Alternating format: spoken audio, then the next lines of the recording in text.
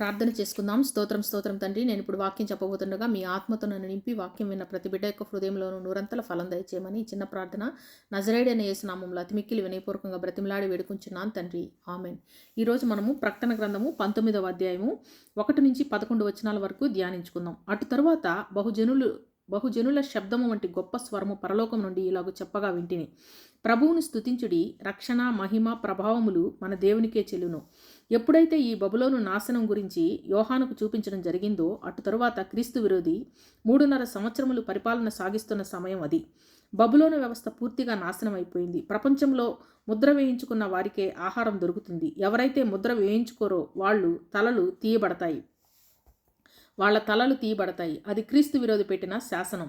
అటు తరువాత యోహాను పరలోకం నుండి ఒక శబ్దం వింటున్నాడు. అనేక మంది మాట్లాడుకున్నప్పుడు వచ్చే శబ్దం లాంటిది. ఆ శబ్దము, ప్రభువును స్తుతించుడి, రక్షణ మహిమ ప్రభావం మన దేవునికే చెల్లును. ఎందుకంటే మానవులను రక్షించే ప్రక్రియ దేవుడు ఒక్కడే చేయగలడు, దేవునికే చెల్లుతుంది. 2వ వచనం, ఆయన తీర్పులు సత్యములు న్యాయములునై ఉన్నవి. ఆయన తన వ్యభిచారముతో భూలోకమును చెరిపిన గొప్ప వేశ్యకు ఆయన తీర్పు తీర్చి తన దాసుల రక్తమును బట్టి దానికి ప్రతిదండన చేసెను. మరి 2వసారి వారు ప్రభువును స్తుతించుడి అనిరి. ఆయన తీర్పు తీర్చాడంటే అది సత్యములును న్యాయములునై ఉంటాయి. ఎందుకంటే ఆయన న్యాయమైన దేవుడు కనుక. ఆ పట్టణంలో ప్రవక్తల యొక్కయు పరిశుద్ధుల యొక్కయు రక్తం కనబడింది. అందుకని దేవుడు ఆ రక్తం చిందింపజేసి ఆ వ్యవస్థకు ప్రతిదండన చేశారు దేవుడు. మరి 2వసారి వారు ప్రభువును స్తుతించుడి అనిరి. ఆ పట్టణపు పొగ యుగ యుగములు పైకి లేచుచున్నది. ఒక వ్యవస్థ తాత్కాలికంగా ఆగిపోవచ్చు, మళ్ళీ తిరిగి వచ్చేయచ్చు. కానీ ఈ బబులోను వ్యవస్థను దేవుడు శాశ్వతంగా సమూలంగా నాశనం చేశాడు. అప్పుడు 24 పెద్దలను 4 జీవులను సాగిలపడి ఆమెన్, ప్రభువును స్తుతించుడి అని చెప్పుచు సింహాసనాసీనుడగు దేవునికి నమస్కారం చేసిరి. మరియు 5వ వచనం, మరియు మన దేవుని దాసులారా, ఆయనకు భయపడువారులారా, కొద్దివారేమి గొప్పవారేమి, మీరందరూ ఆయన స్తుతించుడి అని చెప్పుచున్న ఒక స్వరము సింహాసనం యొద్ద నుండి వచ్చెను. కొద్దివారేమి గొప్పవారేమి అంటే ఇది డబ్బుకు సంబంధించింది కాదు.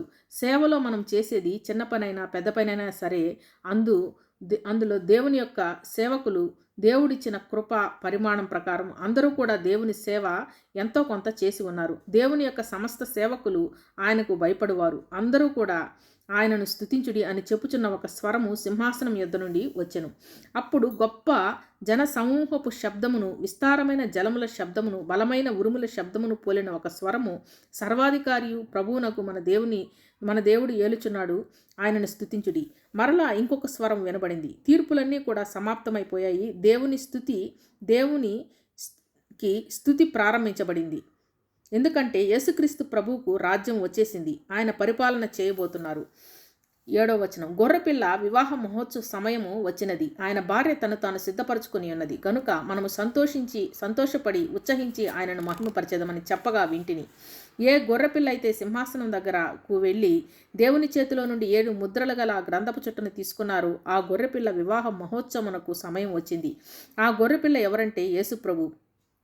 ఆ గొర్రెపిల్ల భార్య ఎవరంటే మనమే, అంటే విశ్వాసులు, పరిశుద్ధులు, పెండ్లి కుమార్తె సంఘమైన వధువు సంఘము. ఆయన భార్య తను తాను సిద్ధపరచుకుని ఉన్నది. ఎందుకంటే యేసుక్రీస్తు ప్రభు ఎల్లప్పుడూ మనతో పాటు ఉండే సమయం వచ్చింది. అదే గొర్రెపిల్ల వివాహ మహోత్సవం కనుక మనం సంతోషించి ఉత్సహించి ఆయనను మహిమపరిచేదమని చెప్పగా వింటిని. మనము అంటే దేవదూతలు ఒకరితో ఒకరు చెప్పుకుంటున్న మాటలివి. ఎందుకంటే తండ్రి అయిన దేవుడు తన కుమారునికి పెండ్లి కుమార్తెను రక్షణ ద్వారా తీసుకుని వచ్చారు కాబట్టి సంతోషపడ్డారు. 8వ వచనం, మరియు ఆమె ధరించుకొనుటకు ప్రకాశమును నిర్మలమైన సన్నపునార బట్టలు ఆమెకి ఇయ్యబడెను. అవి పరిశుద్ధుల నీతి క్రియలు. పరలోకంలో నిజంగా ఒక స్త్రీ అయితే లేదు. స్త్రీ నిలబడి సన్నపునార బట్టలు పట్టుకొని వివాహానికి వెళ్ళడం లేదు. మనమందరము ఉన్నాము. స్త్రీ అని సంబోధించిన వధువు సంఘమైన మనకి నిర్మలము అంటే పవిత్రమైన ప్రకాశములు అయిన సన్నపునార బట్టలు ఇవ్వబడినవి. అంటే ఒక స్త్రీ ఉంటే ఆమె మచ్చలేని ప్రకాశమానమైన బట్టలు వేసుకొని ఎంత అందంగా ఉంటుందో అక్కడ మన అందరము అంత అందంగా ఉంటాము. అంటే మనము నీతిమంతులముగా తీర్చబడి ప్రభువు చెంతకు చేర్చబడినప్పుడు మన నీతిక్రియలే ఆ సన్నపునార బట్టలు. అవి పరిశుద్ధుల నీతిక్రియలు. క్రీస్తు ప్రభువుకు భార్యగా వచ్చేది ఎవరంటే ర్యాప్చర్లో ఎత్తబడిన వారు. ఇంకా ఇశ్రాయేలు ప్రజలు రాలేదు. భూమి మీద చాలామంది ప్రజలు ఉన్నారు, వారంతా రాబోతున్నారు. మరియు అతడు నాతో ఇలాగ చెప్పెను, గొర్రెపిల్ల పెండ్లి విందుకు పిలువబడిన వారు ధన్యులని వ్రాయము. మరియు ఈ మాటలు దేవుని యథార్థమైన మాటలని నాతో చెప్పెను. అంటే అపవిత్రమైన వారు ఎవరు కూడా ఆ విందు చూడడానికి అర్హులు కాదు.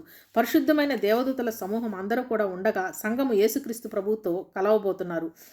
10వ వచనం. అందుకు నేను అతనికి నమస్కారము చేయుటకై అతని పాదముల ఎదుట సాగిలపడగా అతడు, వద్దు సుమి, నేను నీతోనూ యేసును గూర్చిన సాక్ష్యము చెప్పుచున్న నీ సహోదరులతోనూ సహదాసుడను.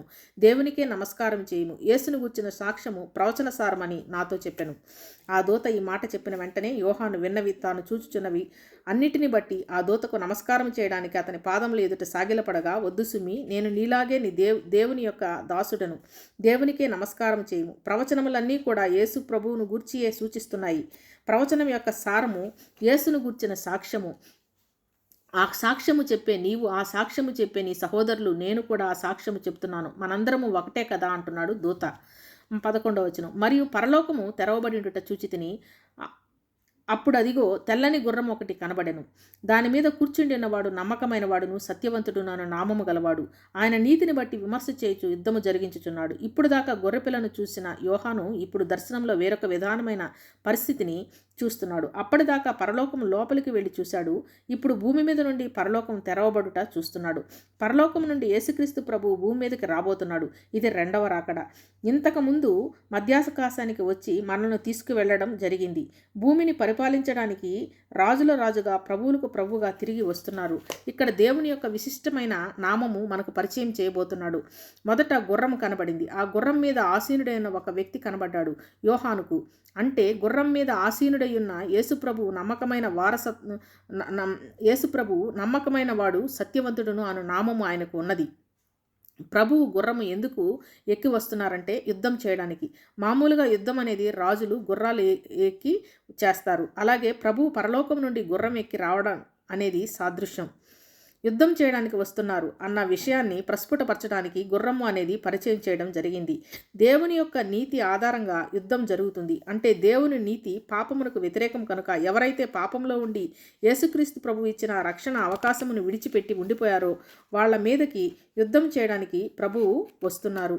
దేవుడు ఈ వాక్యము మన వెనుకల్లో దీవించునుగాక. ఆమేన్.